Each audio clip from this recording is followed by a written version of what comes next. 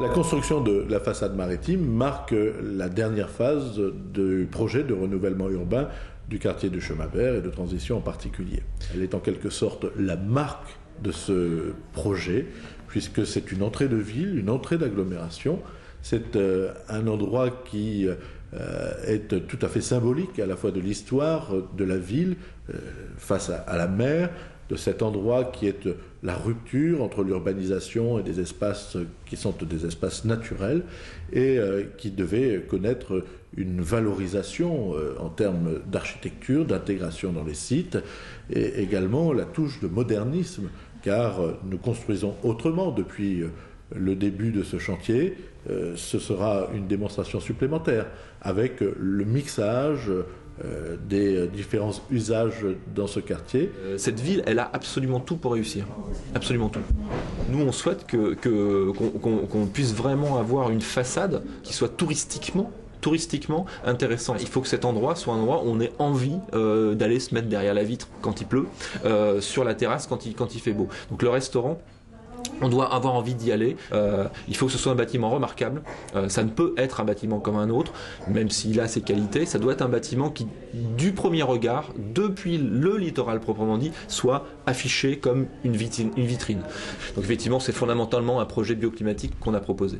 Il s'agissait de manier le monumental, la vision lointaine, mais aussi la vision domestique, puisqu'il y a des gens qui habitent, qui vont avoir des maisons, et on souhaitait avoir quasiment des maisons individuelles avec ce qu'on appelle l'individuel superposé, c'est-à-dire des duplex, et puis associés à des maisons qu'on accède depuis l'extérieur sans difficulté. On a fait 2 tours qui finalement, quand on les regarde, ne ressemblent pas à des tours, puisqu'il y en a une qui est simplement la continuité d'un ensemble de petites maisons, des maisons très modestes, à R+1, qui sont chacune avec leur prolongement extérieur, et d'un seul coup, ces maisons se redressent, pointent un peu de la tête vers le ciel, et deviennent une tour, mais c'est très modeste, c'est 8 étages, c'est pas très grave.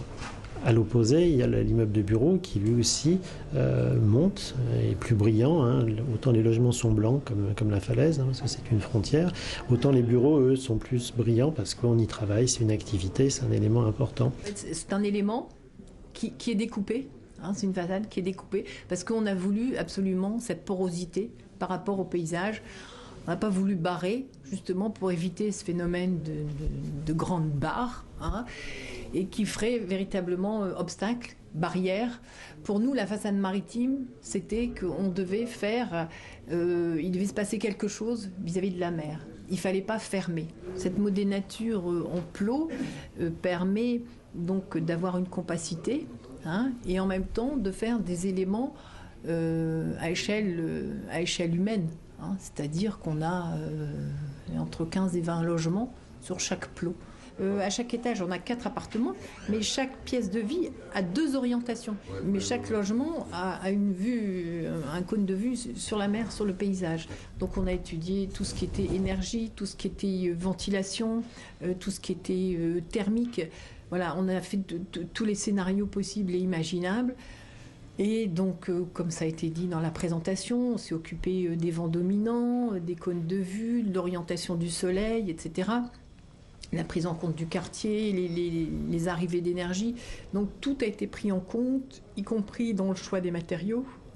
Voilà, on a une brique porotherme pour les compositions des murs de façade, une brique Scotérud sans déti et des toitures végétalisées.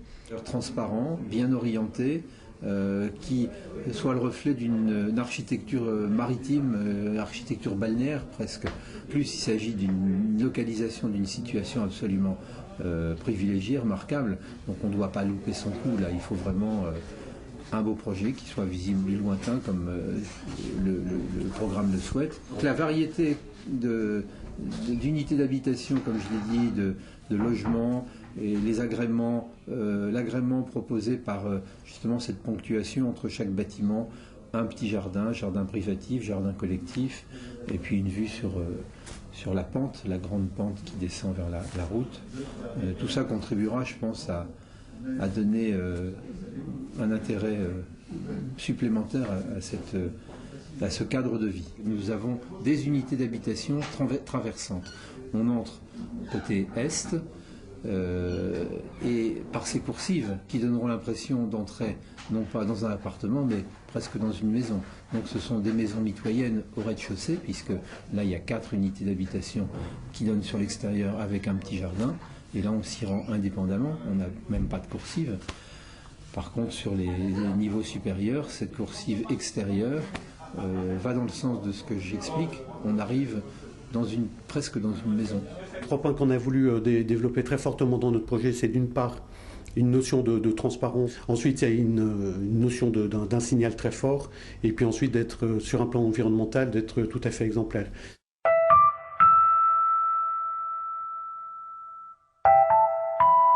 On propose de faire une tour de bureau, architecture simple mais très moderne, et puis 3 tours de bâtiments.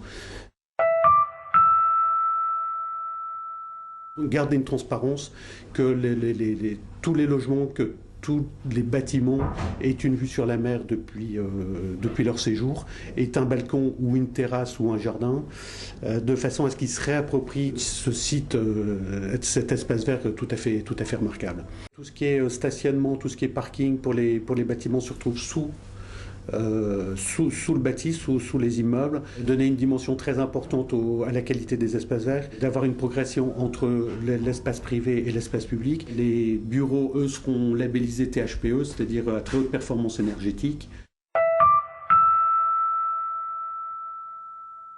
On a fait des bâtiments de logement qui seront labellisés BBC. Ils auront une consommation qui sera inférieure à 60 kW par mètre carré par an. On récupère une bonne partie des eaux pluviales également, de façon à ce qu'on les réutilise pour l'arrosage, pour le lavage des voitures, ce genre d'utilisation, avant de les rejeter au milieu naturel à travers des bassins qui seront filtrants et qui viendront sur les bassins de tamponnement qui sont situés côté nord. On a voulu intégrer cette dimension environnementale de façon très, très présente dans notre projet.